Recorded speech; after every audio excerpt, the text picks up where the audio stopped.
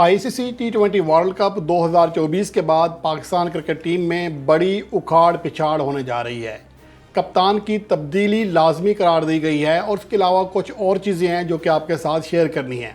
और उसके साथ साथ ये बात कि पाकिस्तान की कारकर्दगी या पाकिस्तान का रन रेट ख़राब है, उसके ऊपर भी बात करते हैं कि वर्ल्ड कप में क्या रन रेट पाकिस्तान की शिकस्त बना है या पाकिस्तान के बॉलर्स। और उसके अलावा जो अहम चीज़ है वो ये है कि हमारे परफॉर्मर्स कौन से हैं। अगर हम आम मैचेस को हटा दें तो आईसीसी टी20 वर्ल्ड कप में कौन से हमारे प्लेयर्स हैं जो कि फ्लॉप हो रहे हैं और कौन से प्लेयर्स हमारे लिए कुछ ना कुछ करके दे रहे हैं, ये तमाम चीज़ें इस रिपोर्ट का हिस्सा बनाते हैं। सबसे पहली बात तो ये है कि एक ही मीडिया ग्रुप के दो सहाफ़ी अलग अलग दावा कर रहे हैं। जियो न्यूज़ पर एक रिपोर्ट चलती है कि बाबर आजम वाइट बॉल के कैप्टन बरकरार रहेंगे और वो कैप्टन बरकरार इसलिए रहेंगे कि उनकी परफॉर्मेंस अच्छी है। दूसरी जानिब उसी चैनल पर कई और सहाफ़ी और रिपोर्ट दे रहे हैं, हत्ता कि अहमद शहजाद के कान में ये बात डाल दी गई है। इतने वो उतावले इसलिए हो रहे हैं, वो ये कह रहे हैं कि मुझे पता है कि अब क्या सेट यहाँ स्टेज तैयार है, जैसे कप्तान आएगा इसको टीम से निकाल कर डोमेस्टिक क्रिकेट में डाल दिया जाएगा कि परफॉर्म करके फिर पाकिस्तान टीम में आओ। पहली बात तो ये है कि अहमद शहजाद जैसे बंदे को मैं नहीं समझता कि नीम पागल को जवाब देना चाहिए, लेकिन अहम बात यह है कि डोमेस्टिक क्रिकेट में बंदा तब जाकर ये कहता है कि जब अहमद शहजाद या उमर अकमल की तरह कोई खिलाड़ी पाकिस्तान टीम में फ्लॉप हो। जो खिलाड़ी आपके लिए सबसे ज़्यादा रन्स कर रहा है टी20 इंटरनेशनल क्रिकेट में, वनडे में, टेस्ट में, उसको आप कहेंगे जाके नहीं हमें डोमेस्टिक अहम है, वहाँ रन्स करके दिखाओ फिर माने। ये एक नॉनसेंस सी बात है। लेकिन असल चीज़ ये है, मैंने पहले कहा था कि अहमद शहजाद को जवाब देना मेरे ख्याल में कोई अब लगता है तौहीन सी होती है, यार नीम पागल इंसान है, इसको क्या जवाब दें। अब आ जाते हैं कि क्या वाकई चेंजिंग होनी जा रही हैं और किस बुनियाद पर हो रही हैं। इसमें वाकई बहुत सारे ऐसे खिलाड़ी हैं जिनकी पाकिस्तान टीम में जगह नहीं बनती है हालिया परफॉर्मेंस की बुनियाद पर। अगर हम टी20 वर्ल्ड कप 2024 से पहले देखें, जो पाकिस्तान का 15 रुकनी स्क्वाड मुंतखब हुआ था, इसमें महज 1 से 2 खिलाफ प्लेयर्स के आप ज़्यादा प्लेयर्स के ऊपर उंगली नहीं उठा सकते थे। कुछ के नज़दीक शादाब खान की जगह उसामा मीर होना चाहिए था, कुछ के नज़दीक एक आध चेंज और होना चाहिए था, आमिर जमाल के हवाले से बात की गई थी या इस तरह 1-2 प्लेयर्स की। लेकिन असल मसला ये है कि बाकी प्लेयर्स के ऊपर ज़्यादा तहफ़्फ़ुज़ात इसलिए नहीं थे कि इन प्लेयर्स ने कुछ ना कुछ परफॉर्मेंस दे दी थी। आज़म खान ने आयरलैंड में 2 छोटी छोटी इनिंग्स खेली, लेकिन 300 के स्ट्राइक रेट से खेली। उनके छिक्के देखकर, जो छिक्के कहते हैं वैसे छक्के होता है, तो वो देखकर कुछ लोग मुतमईन हो गए। इफ्तिखार अहमद की एक इनिंग्स ने थोड़ा सा आग के ऊपर पानी फेंका और बाकी प्लेयर्स की कारकर्दगी आपके सामने थी। अब यहाँ आ जाते हैं, क्या मोहम्मद आमिर की या इमाद वसीम की सिलेक्शन गलत थी? आधा पाकिस्तान तो यही कह रहा था कि इन दोनों को खिलाओ।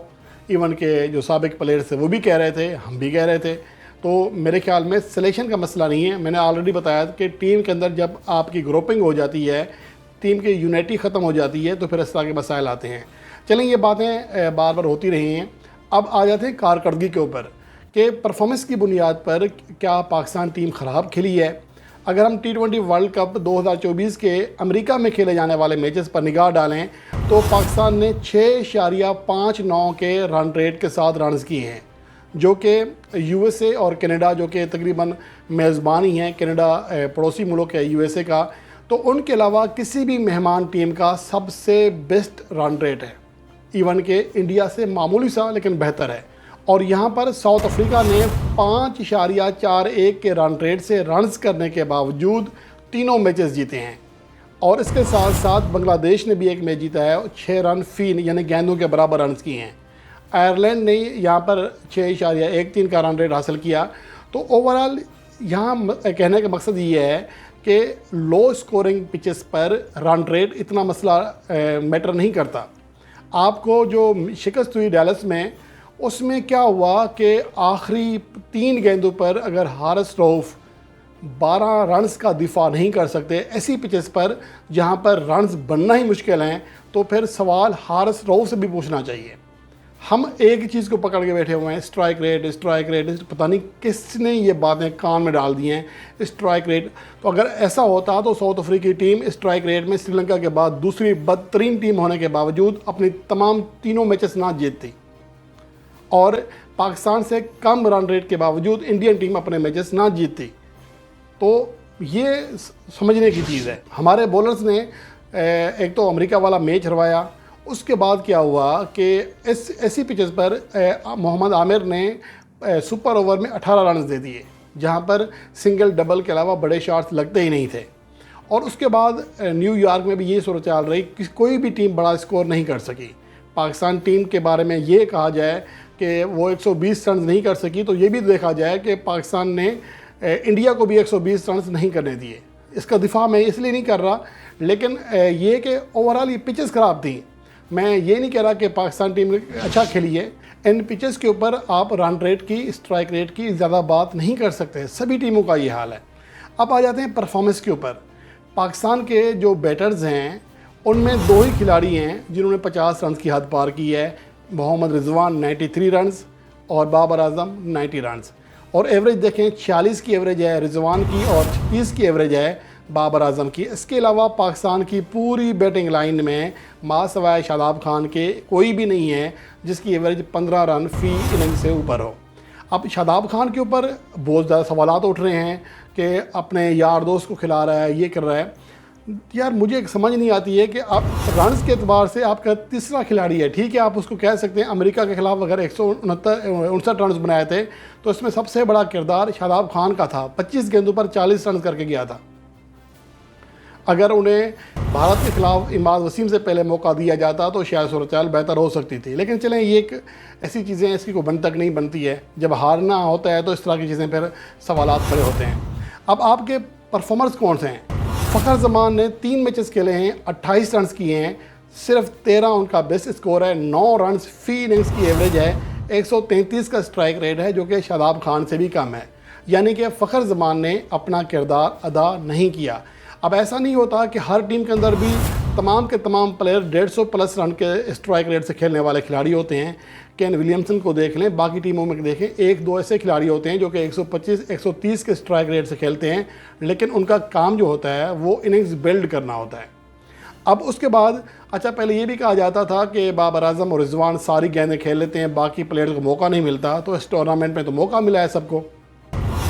इफ्तिखार अहमद ने 2 मैचों में सिर्फ 23 रन किए, 11 की एवरेज गेंदों के बराबर रन किए, कोई बड़ा तीर नहीं मारा। उस्मान खान परफॉर्म नहीं कर सके, 3 इनिंग्स में सिर्फ 18 रन किए, 13 उनका बेस्ट स्कोर था, गेंदों से कम रन, 94 का स्ट्राइक रेट रहा। इमाद वसीम की कारकर्दगी अब क्या बात करें यार, 65 के स्ट्राइक रेट से खेला, 36 बॉल्स पे, जब वो क्रीज पे आया 46 बॉल पे 47 रन दरकार थे, वो भी नहीं हो सके। और उसके अलावा सैम अयूब हस्बे तवक्को नाकाम रहा, 6 रन कर सका 12 गेंदें खेल कर। और आज़म खान भी पहली गेंद पर आउट हुए, जो पहला मैच उन्हें मिला अमेरिका के खिलाफ। तो ये सूरत हाल है। और ये सिर्फ एक T20 वर्ल्ड कप की बात नहीं है। इस T20 वर्ल्ड कप में अब तक पाकिस्तान के तमाम बैटर्स ने मजमूई तौर पर 3 मैचेस में 353 रन बनाए हैं। उनमें से लगभग 52% 52% 2 खिलाड़ियों ने, बाबर आजम और रिजवान ने बनाए हैं, जिनके ऊपर तनकीद की जा रही है कि इन्हीं की वजह से हम हार रहे हैं।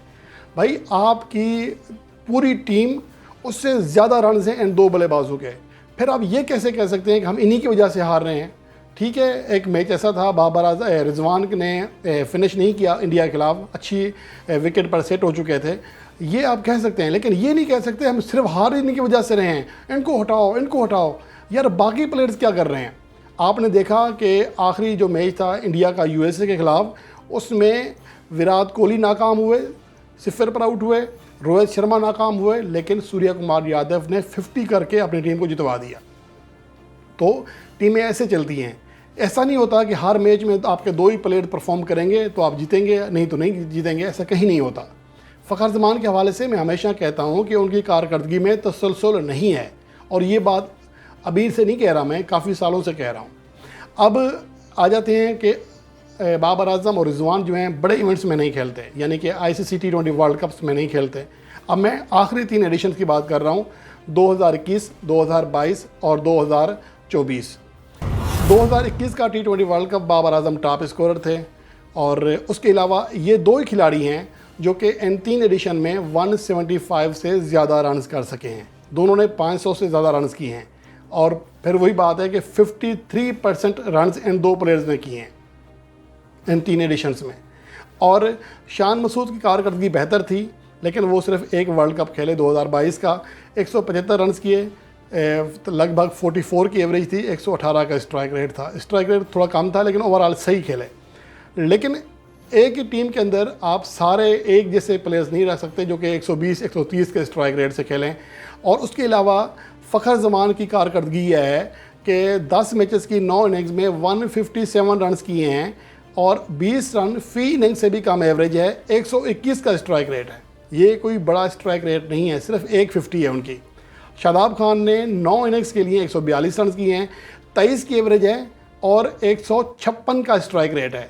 फ़खर जमान से बेहतर परफॉर्म किया है शादाब खान ने आखिरी 3 T20 वर्ल्ड कप में।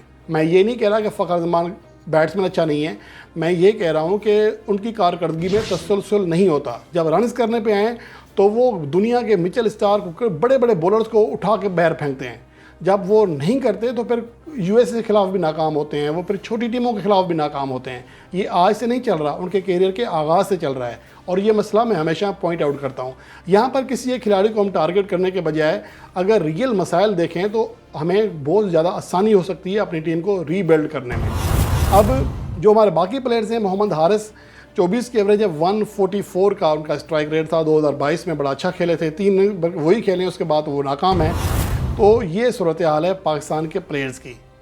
तो उसके बाद अब आपके पास क्या रह जाता है कि हम ये कहें नहीं हमारे यार जिन 2 प्लेयर्स ने आपकी पूरी प्लेयर्स के आधे से ज़्यादा रन्स किए हुए हैं, उनको हम कह रहे हैं कि नहीं आप डोमेस्टिक क्रिकेट में जाके रन्स करके दिखाओ।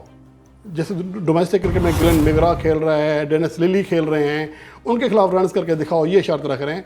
ये पता नहीं किन लोगों का फतूर है, लेकिन हमने अब चेंजिंग्स लाजमी हो चुकी हैं। मेरे ख्याल में कप्तानी का फ़ैसला मैंने पहले ही कहा था कि मोहम्मद रिजवान से बेस्ट ऑप्शन फ़िलहाल आपके पास नहीं है। जब शाहीन अफरीदी को हटाया जा रहा था तो बेस्ट यही था कि मोहम्मद रिजवान को बनाया जाता। बाबर आजम को दोबारा कैप्टन बनाना एक तरह से इख्तलाफात के लिहाज से भी गलत था। दूसरा जो सबसे अहम था वो ये था कि बाबर आजम की कैप्टनसी के ऊपर सवालात पहले से मौजूद थे, उतने ज़्यादा नहीं है लेकिन हाईलाइट किए जाते हैं। लेकिन बाज़ औक़ात ऐसी ऐसी फाश गलतियाँ होती हैं बाबर आजम से आप तसव्वुर नहीं कर सकते। आप उनकी बैटिंग सलाहियत को एक तरफ रखें, कैप्टनसी को एक तरफ रखें। अदाद शुमार अच्छे हैं, बहुत सारे हमारे कप्तानों से अच्छे हैं, लेकिन इसके बावजूद मेरे ख्याल में रिजवान आपकी बेस्ट चॉइस से इस टाइम पाकिस्तान में क्रिकेटिंग माइंड कोई है तो वो मोहम्मद रिजवान है। आगे चलकर अगर पाकिस्तान ने क्रिकेट को बेहतर करना है तो मोहम्मद रिजवान को कैप्टन बनाकर टीम में ज़रूरी तब्दीलियाँ की जाएँ तो पाकिस्तान टीम के अंदर बेहतरी आएगी। अगर नहीं, डंग टपाओ, सिर्फ तब्दीली हटाओ, उसको ले आओ, तो फिर पाकिस्तान क्रिकेट कभी भी बेहतर नहीं होगी।